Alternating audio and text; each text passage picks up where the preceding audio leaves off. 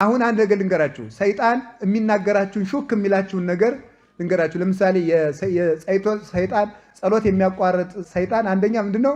ማስመሸት አንዱ ብልሃቱ ነው። ማስመሸት ማታ እስከ 5 ሰዓት ድረስ ጥሩ ጥሩ ፊልሞችን፣ ፕሮግራሞችን እያመጣ ጨዋታዎችን፣ ወጎችን፣ ስልኮችን እያስወራ ማታ በደንብ ያስመሻል። ያስመሻና በኋላ ሌሊት ልነሳ ሲሉት ወዴት? አንዱ ማስመሸት ነው። አንዱ ደግሞ ምን ማለት ጸሎትን እንደ ዕዳ መቁጠር ነው። እንግዲህ ስንቱን ነው የምደግመው ማለት ነው። ያ ሁሉ እንግዲህ የሚያልቅልኝ ጸሎት እኮ አላደረስኩም ብሎ እንደ ዕዳ መቁጠር። እስኪ እንደ ውድ ቅጠር። አሁን ወጣቶች እናውቃቸዋለን እኮ አሁን ልታገቡ ስትሉ እጮኛ ሲኖራችሁ አዚያች ልጅ ጋር ስትቀጣጠሩ እንዴት ብላችሁ ነው የምትሯሯጡት አይደል? ይቅርታ ቀጠሮ አለብኝ ነው አይደል የምትሉት? ጸሎትን እንደዚያ የእግዚአብሔር የፍቅር ቀጠሮ አድርጉት። እግዚአብሔር አባታችሁ እንደሚጠብቃችሁ አስባችሁ የእሱ ቀጠሮ እንደሆናችሁ ነው ማለት። እንደ ዕዳ አትቁጠሩት። እንደ ዕዳ ስለምንቆጥረው ነው። ሌላው ደግሞ ሐሳቤ እየተበታተነ ብጸልይ እግዚአብሔር አይሰማኝም ለሚለው ሰይጣን ይሰማል፣ እግዚአብሔር ይሰማል። አንድ ነገር ልንገራችሁ። 10 የቅድስና ደረጃዎች አሉ። የሰው ልጅ ከ10 የቅድስና ደረጃዎች 4ኛው ላይ ካልደረሰ ሐሳቡ ሳይበተን መጸለይ አይችልም። እኛ ደግሞ ገና መጀመሪያውን አልጀመርንም። ስለዚህ ሐሳብ ቢበተንብህ አትጨነቅ፣ አትደነቅ። ከዚያኛው ማዕረግ አልደረስክምና ከዚያ ማዕረግ ሳትደርስ ሐሳቤ ለምን ተበታተነብኝ ማለት ትዕቢት ነው። ዝም ብለህ ቢሰማህም ባይሰማህም ቢገባህም ባይገባህም ጸልይ። ጸሎቱ ለአንተ ባይሰማ ለሰይጣን ይሰማዋል፣ ይሸሻል። ለአንተ ባይሰማ እግዚአብሔር ይሰማል። ሌላው ሐሳባችሁ እንዳይበተን ብትችሉ ሁሉንም ሕዋሳቶቻችሁን በጸሎት ጊዜ አሳትፏቸው። በጸሎት ጊዜ ማሳተፍ ማለት እግር ይቁም፣ እጅ መጽሐፍ ይሸከማል። አሁን አንድ ነገር ግን ማናሳትፈው በጣም ውድ የአካል ክፍል አለ በጸሎት ጊዜ መስራት ያለበት። ማን ነው? ጆሮ። እስኪ ጆሮ በሉ እንጂ በሉ። ጆሮ መሳተፍ አለበት በጸሎት ጊዜ። ምን ማድረግ አለበት? በጸሎት ጊዜ የሚሳተፈውም እያለ የምንናገረውን በጆሮአችን ማዳመጥ። የምንናገረውን በጆሮአችን ማዳመጥ ስንሰማው ከዚያ በኋላ በጆሮ የሚገባው ልብን ያስራል። ልብ ከእግዚአብሔር ጋር ይገናኛል። በአፍ የሚወጣው ወደ ጆሮ መግባት አለበት። በጆሮ የሚገባው ልብን ይቆጣጠራል። ልብ ሲቆጣጠር ሐሳብ መበተን ያቆማል ማለት። ስለዚህ ጆሮአችንን ስለማናሳትፈው ነው በጸሎት ጊዜ ሐሳባችን የሚበተነው። ሌላው እምነት ስለሌለን ነው ሐሳባችን የሚበተነው። አሁን ብዙ ጊዜ እንደውም አንድ የፍርድ ቤት ሰራተኛ ምን ብሎኛል? ያልዘጋውት ፋይል ሁሉ ትዝ የሚለኝ ለጸሎት ስቆም ነው አለ። በቃ ትዝ ይለኛል። የጠፋ ዕቃ ሁሉ በጸሎት ጊዜ ነው አይደል ትዝ የሚላችሁ? የት እንዳለ ማለት። ያልደወላችሁት ስልክ ሁሉ ትዝ ይላችኋል ማለት። ኑሮ ያስጨንቀናል። ማታ ምንድነው የምሆነው? ነገ ምንድነው የምሆነው?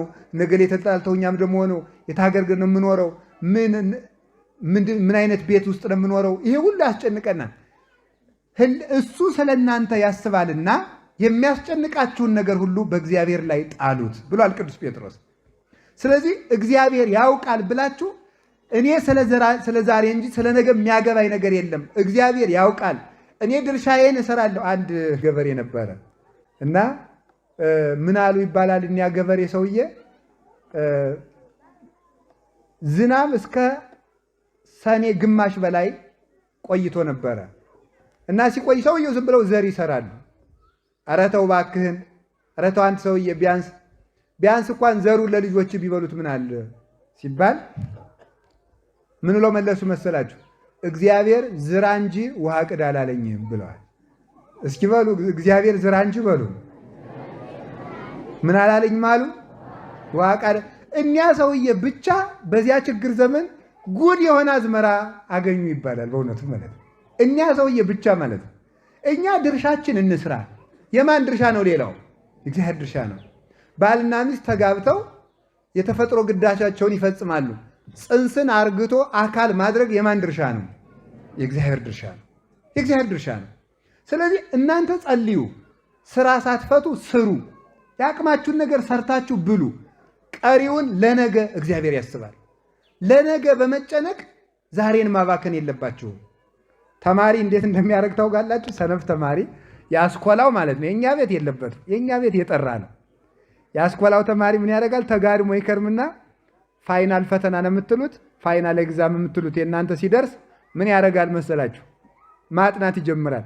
ማጥናት ይጀምርና ደግሞ የአንድ ገጽ ግማሽ ያጠናና ገጹን ይቆጥረዋል። 1 2 3 4 ይላል።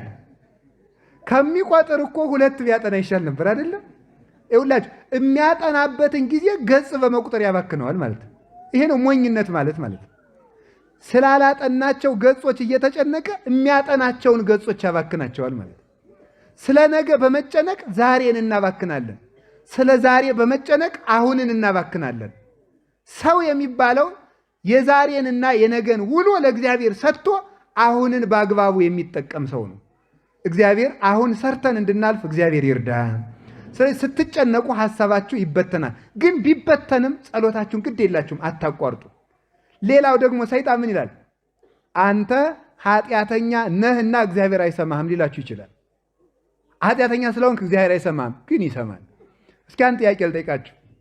እናት ሕፃን ልጇ ጭቃ ሲያቦካ በጣም ፊት ታቅፋው የምትኖረው ልጅ መዳህ እምቢ ብሎት ብዙ ጊዜ ቢቆይ ለመዳህ በቅቶ ጭቃ አብክቶ ቢመጣ ምን ታደርገዋለች? ወይም ስኳር ቢደፋ ለዚህ በቃልኝ እሰይ ልጅ ብላ ትሰማዋለች። ችግር እኮ ነው የፈጠረው ልጅ አይደለም? ዕቃ ደፍቷል፣ ግን ለመድፋትም መብቃት ብላ ትስመዋለች። ከዚያ ኋላ አይምሮ ካወቀ በኋላ ሲያጠፋ ነው የሚገረፈው። እስከዚያ ድረስ ግን ጭቃ ተቀብቶ ቢመጣ ጎሽ ጎሽ ጎሽ ተብሎ ይታጠባል ማለት ነው። እኛ ምንም አይነት ኃጢአት ይዘን መተን ብንጸልይ እግዚአብሔር ቸር ነው፣ ደስ ይለዋል። ነገ ከዚያ እናቲቱ እንዲያምትለው እንደምታጥበው ስለምታውቅ ነው። እግዚአብሔር እንደሚያነጻን ያውቃል። ከጸለይን እንደምንድን ያውቃል። ከጀመርን እንደሚያስጨርሰን ያውቃል። ሰይጣን ደግሞ ከጀመርን እንደምንጨርስ ስለሚያውቅ ነው። እንደው ሊቃውንት ምን ይላሉ? በዓለም ላይ ዋና ፈሪ ሰይጣን ነው ይላሉ። ታውቃላችሁ? ይሄን ዋና ፈሪው ማለት ነው። ታውቃላችሁ? ሰይጣን በጣም የመጨረሻ ፈሪ ነው። እኔ ፍርሃቱ የሚደንቀኝ ምንድን ነው?